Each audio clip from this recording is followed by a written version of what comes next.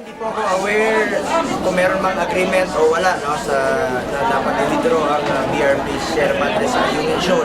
Ngunit sangayon po ako sa ating Pangulong Bongbong Marcos na dapat po'y hindi i-withdraw. Atin po yun eh. Atin po yun. Kung ano po yung atin, ay atin. What is ours is ours po. At bilang Pangulo, si Pangulong Bongbong Marcos as Chief Architect ng ating foreign policy, at alam niya po kung ano po ang mas nakakabuti sa atin, considering all things. Tulad ng sinabi ko noon, not a single square inch ang isusurrender natin dyan. What is ours po. Atin po yun. At dapat po ipaglaban natin ito. So, huwag pong i-withdraw. Dapat huwag talagang i-withdraw yun.